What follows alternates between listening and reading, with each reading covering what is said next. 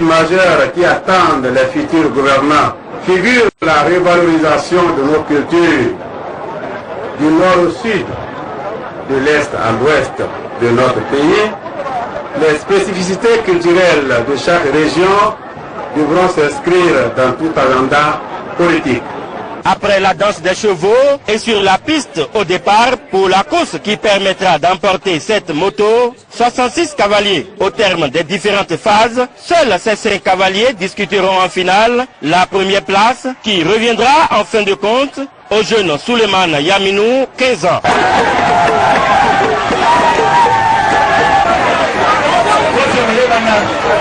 Il gagne la moto et une enveloppe financière. Les deuxième, troisième, quatrième et cinquième partent eux aussi avec chacun un trophée et une enveloppe financière.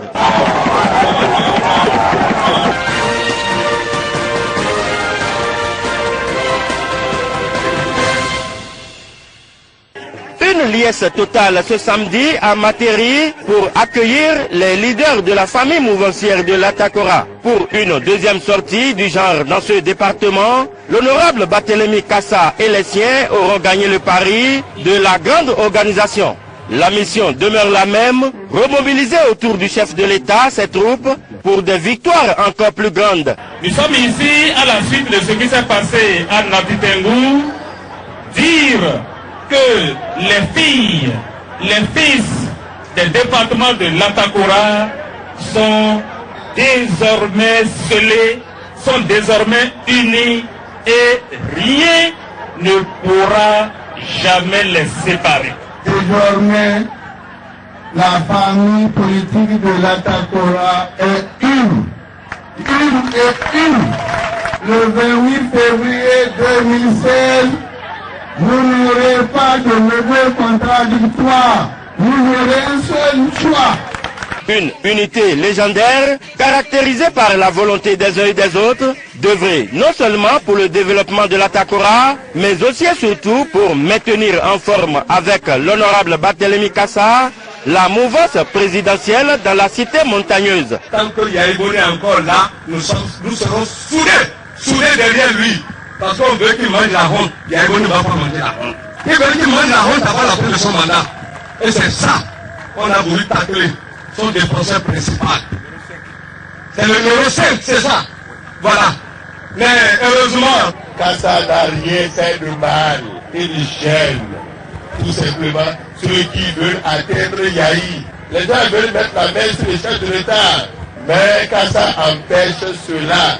Yahi ne sera jamais atteint. Je profite pour vous dire à Materi ici que Kassa a le soutien des députés. Le soutien ferme. Du retour dans son Materi natal, l'homme a rassuré ses parents de sa proximité tout en les exhortant au calme et à la mobilisation. Nous sommes venus aujourd'hui, mes chers parents, avec cette casquette traditionnelle, bardée de cori. Est-ce que vous voyez bien le cori? Est-ce que vous voyez le cori?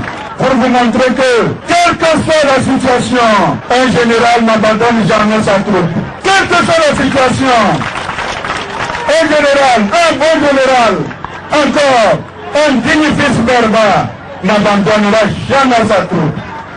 Nous n'allons jamais vous trahir les parents, parce que nous sommes dignes et nous sommes fiers d'être dignes, d'être Berba. C'est pour ça que nous signons le retour des grands guerriers des montagnes de l'Atakora. Qui peut quoi contre une montagne, si ce n'est Dieu?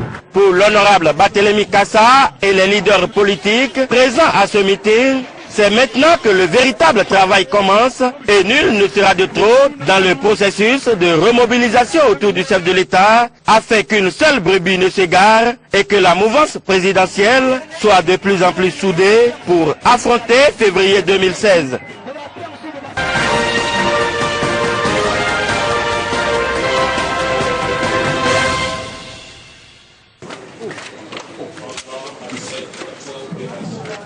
Voilà qui marque l'inauguration officielle de cette nouvelle banque, la CCI Bank Bénin, née de la vision panafricaniste de deux chefs d'État africains, l'équato-guinéen Teodoro Obiang Nguema Mbazogo et le béninois Boni Yayi. Pour que cette vision se concrétise, c'est à Joseph Célestin Tenju que les deux hommes d'État ont confié la réalisation du projet en septembre 2012. L'enjeu de la CCB en Guinée équatoriale, en se délocalisant et en s'implantant au Bénin, est de contribuer de manière significative au développement de ce pays frère en apportant son soutien aux activités génératrices de revenus. À la CCEI Bank Bénin, l'intérêt de la clientèle est la priorité. En dehors des produits bancaires classiques tels que l'ouverture de comptes courants, comptes chèques, comptes d'épargne et dépôts à terme, elle offre de nouveaux produits tels que la flashcard pour des transactions en toute sécurité, la e-card, porte-monnaie électronique et le Money First. La CCEI Bank Bénin mettra en place des structures modernes pour les produits monétiques. Elle propose également aux PME-PMI des financements de toute nature et un partenariat de type nouveau avec le secteur de la microfinance. Pour atteindre ces objectifs, nous comptons d'abord sur l'assistance technique de notre groupe Affinance First, qui en plus de 2 décennies a accumulé une expérience remarquable dans le domaine de la banque commerciale, de la banque d'affaires. 13e dans l'environnement bancaire béninois, la CCEI Bank Bénin lance ses activités à un moment où 3 nouvelles banques sont encore annoncées. Le taux de bancarisation n'est que de 12%, ce qui veut dire que vous avez encore un grand matelas à travers cet investissement pour pouvoir le rentabiliser. La jeunesse est encore là. C'est au tour de Boni Yayi de rassurer son homologue équato-guinéen. Pour lui, cet investissement ne sera pas vain. Le chef de l'État béninois a notamment vanté les différentes réformes engagées en matière de lutte contre la corruption et l'impunité et pour l'assainissement de l'environnement des affaires. Cette banque s'ouvre au moment où nous en avons besoin, où la sous-région en a besoin. Monsieur le Président, votre décision est salutaire et humaniste. Nous sommes ici aujourd'hui bien convaincus de l'importance de la coopération sud-sud comme prémisse indispensable d'une coopération complémentaire devant être mise en avant par les pays africains. La CCEI Bank Bénin dispose de capital de 10 milliards de francs CFA conformément aux règles du système bancaire de la sous-région. Les deux chefs d'État et les autorités présentes ont pu suivre la première opération bancaire à la fin de la cérémonie.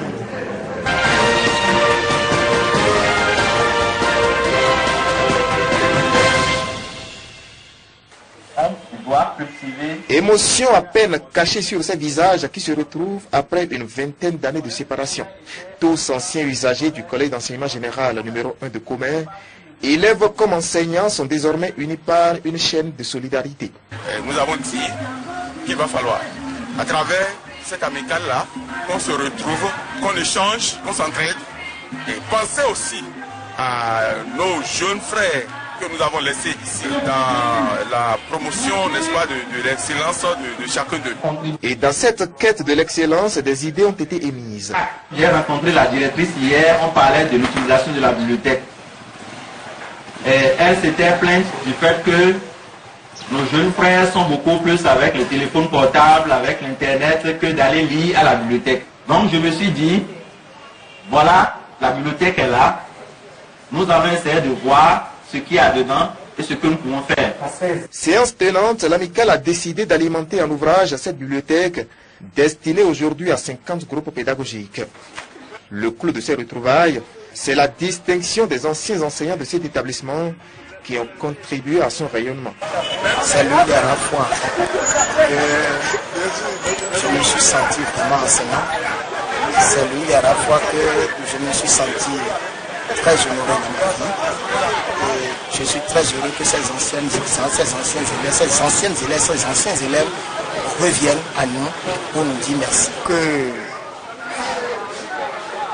les anciens élèves, les anciens professeurs puissent, depuis leur lieu de travail, continuer à aider le CEG. Le CEG, C'est leur chose aussi de trouver. Ce qui est devenu le CG1. S'en est suivi une pluie d'anecdotes et de témoignages édifiants. Cette génération-là d'élèves, vraiment, nous sommes épargnés. Ça, je peux vous le dire, ils nous font honneur. Plaise à Dieu qu'ils continuent de nous faire.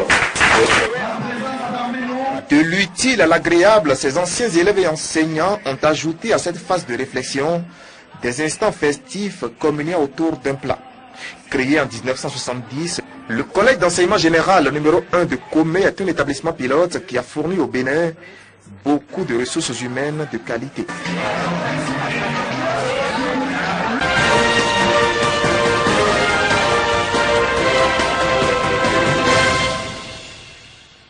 Atelier d'internalisation des documents de base de l'Agence de promotion des aménagements hydro-agricoles, placée sous la tutelle du ministère de l'Agriculture, de l'Élevage et de la Pêche. Cette agence est un instrument privilégié de mise en œuvre de l'axe stratégique du programme de relance du secteur agricole. L'Agence de promotion des aménagements hydro-agricoles est l'une des structures nées des réformes du plan stratégique de relance du secteur agricole. Elle a pour mission essentielle d'assurer pour le compte de l'État, des collectivités locales, des bailleurs de fonds, des personnes morales publiques ou privées, la maîtrise d'ouvrage déléguée, la conduite d'opérations ou l'assistante à la maîtrise d'ouvrage dans le domaine des aménagements hydro-agricoles. En procédant à l'ouverture du présent atelier, Rufin Nansounon, ministre de l'Agriculture, de l'Élevage et de la Pêche, s'est voulu rassurant quant à la fiabilité des résultats qui sortiront des présentes assises. L'objectif général de cet atelier est de permettre aux participants de maîtriser les documents de base de l'agence en vue de faciliter leur mise en œuvre efficace et efficiente. De manière spécifique, il permettra aux participants d'internaliser les statuts de l'agence, d'apprécier le plan d'action quinquennal 2016-2020 et le mécanisme d'intervention de l'agence. Vous convenez avec moi que l'importance des travaux de cet atelier n'est plus à démontrer. C'est pourquoi, pendant les 2 jours que durera cet atelier, je voudrais vous exhorter à faire preuve d'assiduité, de professionnalisme, de rigueur et de sacrifice pour étudier les différents documents qui vous seront soumis et d'y apporter les amendements nécessaires en vue d'améliorer leur qualité. Pendant les 2 jours que durera cet atelier d'internalisation des documents de base de l'Agence de promotion des aménagements hydro-agricoles, ces hommes et femmes, tous issus du secteur agricole, auront à analyser, amender et adopter les 10 documents.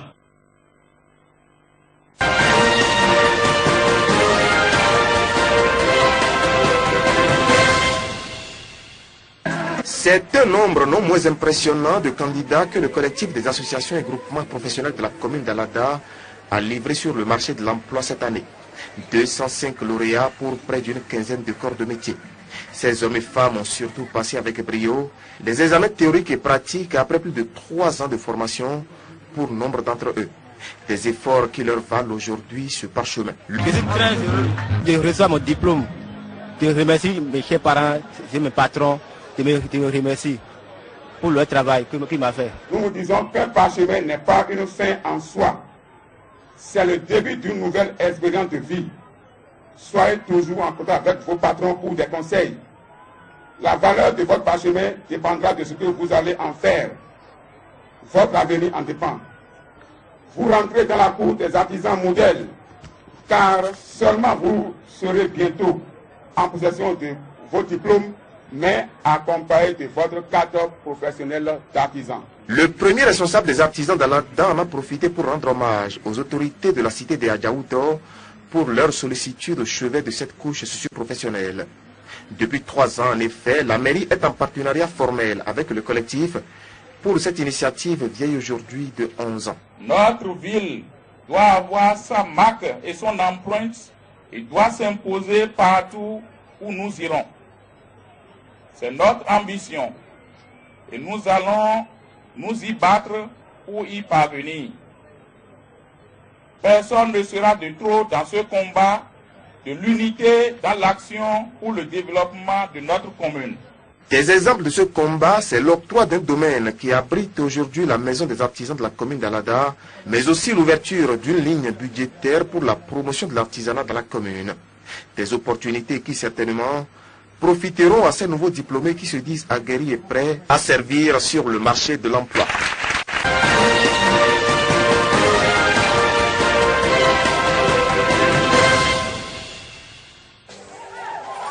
Une foule de ferventes pentecôtistes en provenance des différentes églises de Cotonou avec pour point de ralliement le carrefour Sainte-Cécile à Bedromede où elles vont communier pendant 72 heures. Au cours de ce rassemblement qui a démarré par une caravane à travers le quartier, les femmes de l'église Pentecôte de la foi de la sous-région de Cotonou ont ensemble invoqué le Seigneur à travers enseignements, chants, prières, louanges, adorations.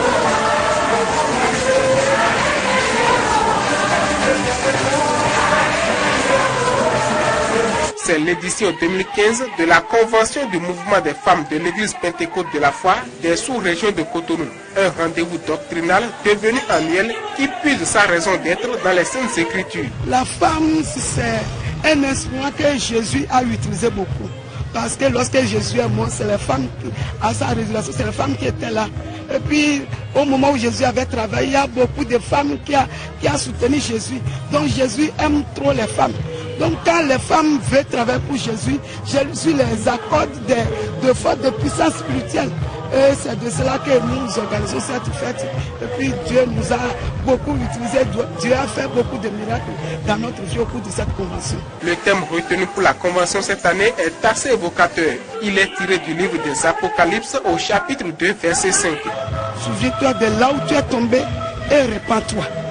Donc chaque chrétien doit faire le bilan de sa vie et regarder comment il travaille, comment il fonctionne dans sa christianité. Et puis de là, il doit voir s'il est tombé ou bien s'il est debout. Donc, à toute conclusion, c'est la repentance. Aux côtés des femmes à ce culte de clôture, une forte représentation masculine composée d'un collège de pasteurs des églises de Cotonou, mais aussi des églises sœurs d'autres pays. Une présence qui paraît bien une évidence selon les responsables de l'église. On ne peut pas laisser les femmes seules évoluer. La Bible dit que les deux forment un seul corps. En cette année 2015, le thème qu'elles ont développé, c'est « Souviens-toi d'où tu es tombé et répands-toi ». Donc c'est mis sous le signe de l'amour. Parce que l'église d'Éphèse avait perdu l'amour et c'est suite à ça que Dieu l'a reproché. Les pentecôtistes dans leur grand ensemble ont également prié pour le Bénin, ses fils et filles, avant de se donner rendez-vous pour l'année prochaine.